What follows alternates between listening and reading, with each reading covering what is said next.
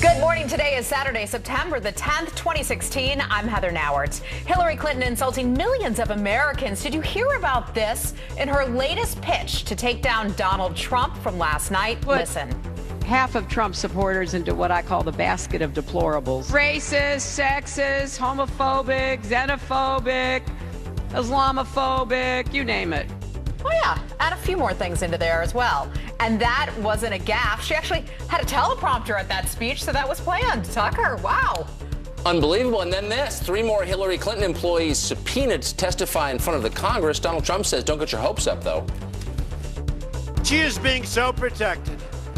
She could walk into this arena right now and shoot somebody with 20,000 people watching right smack in the middle of the heart, and she wouldn't be prosecuted, okay? Holy smokes. Let's hope she doesn't do that. We'll bring you the latest. And it might be the dumbest place on earth to bring your... Hope you don't have a full stomach this morning, because what we're about to tell you could be upsetting depending upon who you are. At a fundraiser... Wait, before we go on, can I just say Heather Nauert's on the couch? Yeah, we Heather, should stop welcome. and acknowledge that because it's awesome. Well, thank We should you. all pause for a moment. Just actually pause. Now let's move on.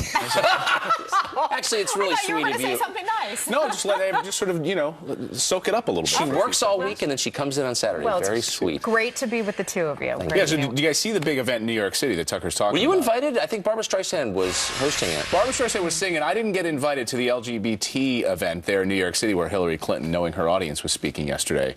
And she said this, Heather mentioned it off the top of the show, and she described Trump supporters as a basket of deplorables. Listen to all of the people who are Trump supporters. To just be grossly generalistic, you can put half of Trump supporters into what I call the basket of deplorables. Right? The racist, sexist, homophobic, xenophobic, Islamophobic, you name it. And unfortunately, there are people like that. And he has lifted them up. She said she said, look, we need an intervention. She's speaking to that audience in New York City. If you have a friend who's considering voting for Trump, you need to have an intervention. You need to get your friends together. They're probably a racist. They're probably homophobic. And you probably need to have an intervention. So that's a quarter of the country she's talking about in that vast dark space between the Upper East Side and Malibu. She's pandering to the bigotries of her audience in the grossest possible way. And notice, by the way, she throws Islamophobic in there. So if you have a problem with radical Islam, you're the same as a racist? Like, when did that get added to the litany of things? Well, she says she sets it up, Heather, by saying, I'm going to be grossly generalistic. She's inventing words. And then she went ahead and did exactly that. Right. Look, 14 million Americans voted for Donald Trump in the primary. Whether you love Donald Trump or whether you dislike Donald Trump, to insult those people who voted for them is an insult itself. I spent a lot of time, as did you two, out on the road talking to primary voters in Wisconsin, factory workers, in West Virginia, coal miners. Exactly. Who aren't so much in love with Donald Trump, not all of them, but they really dislike Hillary Clinton, not just for her policies on coal, but they say the Democratic Party left them long ago. And so did the insult these Republican people Party. Is a huge insult. I totally agree. So the people in charge, invaded Iraq and blew up the housing market and bailed out the banks and came up with quantitative easing and basically made the country much weaker. But somehow it's Trump's fault? Anyone who supports him is a racist? Like, what? That's why she has pure contempt for the middle of the country. And that's why he's firing back. The Trump campaign this morning firing back on those comments, saying this: what's truly deplorable isn't just that Hillary Clinton made an inexcusable mistake in front of wealthy donors and reporters happened to be around to catch it. It's that Clinton revealed just how little she thinks of the hardworking men and women of America. Look, when something like this happens this close to Election Day, I'm always curious, like, what is the strategery behind it?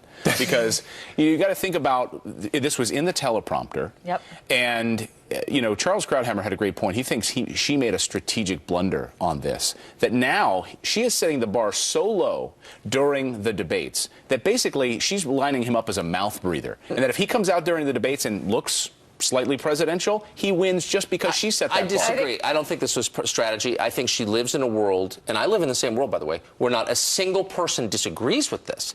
Everybody in the Upper East Side, in Georgetown, in Los Angeles thinks that Donald Trump supporters are bigots. And so, like, this just seems obvious to her. Well, a lot of people are talking about this. This was the #1 trending thing on Twitter. Basket of deplorables, which, by the way, putting aside her definition of the basket of deplorables sounds a little fun, right? I know. It sounds like something that Tucker Carlson did in college. No, that's what Tucker got me for Christmas last year. Well, you found my basket of deplorables. It was hidden under the bed. I'm a little embarrassed. It's a cornucopia of deplorables. That's what we bring for Thanksgiving dinner. certainly. Here's what Frank Luntz tweeted this. He said, tonight, Hillary Clinton just had her 47% moment.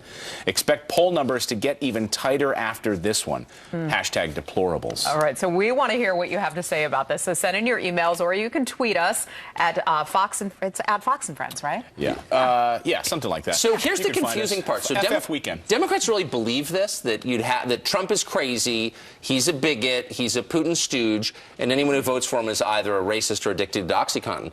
So their question is, like, how can he be tied with Hillary Clinton? Like, they're completely shocked by this. Right. Right? They don't know anyone who'd vote for him. So the Washington Post has this big piece today saying, what?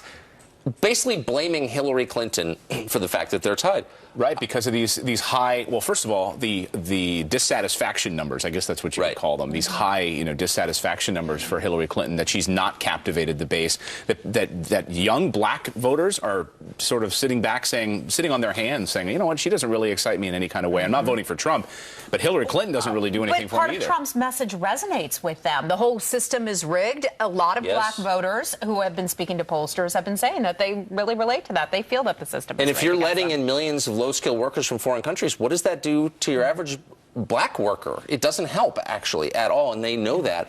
Hillary Clinton has, in the last week, attacked Trump as a racist, tried to tie him to the Klan. A super PAC has an ad tying him to the MLK assassination. And then she's out there talking about her deep Christian faith. Spare me. I mean, these are desperation moves from a candidate who feels like it's slipping away. Well, she's also underperforming with black voters right now. Big time. And so that is part of the reason why you hear Bill Clinton talk about how he thinks Donald Trump's Make America Great Again is racist. We have a segment on that one coming up, so we'll have a good debate about it. Yeah. Oh, yeah. And Make America Great Again is racist. It sounds it. In the meantime, he used those same statements years ago. And More in on the that later. meantime, Donald Trump, talking about his faith, he said, I'm going to defend Christianity more than anyone ever has before. And he was also talking about Hillary Clinton.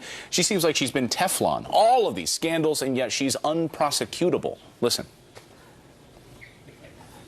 Everything she touches has turned bad. Now she wants to be president. I mean, the only thing she's done well, and she'll go down in history for it, I have to admit, is getting out of trouble with the emails.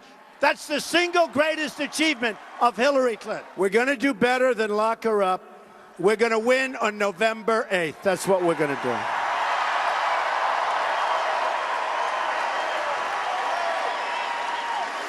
Because she is being so protected. She could walk into this arena right now and shoot somebody with 20,000 people watching right smack in the middle of the heart, and she wouldn't be prosecuted, okay? And news of that shooting would be released late on a Friday afternoon before a holiday weekend by the FBI. That's right. Let us know your thoughts on that. Friends at FoxNews.com. FF Weekend. We'll have much more on that coming up. And we do. We have a very busy show. In the meantime, we've got a couple of headlines to bring you right now, and starting with a blatant show of disrespect at the 9/11 memorial. Take a close look at this picture. It is a bachelor party, a bunch of Brits, and this picture is now sparking outrage as they